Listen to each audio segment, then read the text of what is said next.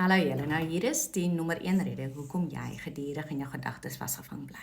En laat weet vir my hieronder of dit vir jou bekend klink. Nou, jou gedagtes raak besig sodra jy moet gaan slaap, wat dit vir jou baie moeilik maak om 'n goeie gesonde nagrus in te kry. Jy's gedurig bekommerd oor wat verkeerd kan gaan.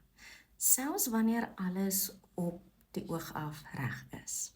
Jy voel verlam deur daardie vrees om die verkeerde besluit te neem en wat keer dat jy kan aksie neem. Nou, dit is nie dat jy net te angstig is of altyd net bekommerd is nie.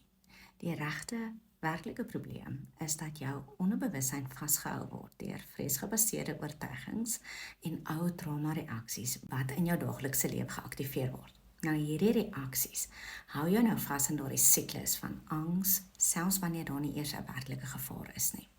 Jou gedagtes en jou liggaam begin reageer asof jy daardie ou bedreigings in die gesig staar en hierdie konstante aktivering van daardie ou trauma hou jou in 'n toestand van hiperwaaksaamheid wat jou keer om kalm en in beheer te kan voel.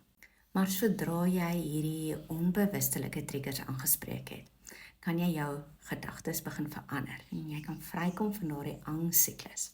So dink net daaraan, sodra jy daardie onderbewustelike oortuigings kan verander en die ou trauma-reaksies verander, gaan jy van self meer in beheer van jou gedagtes voel.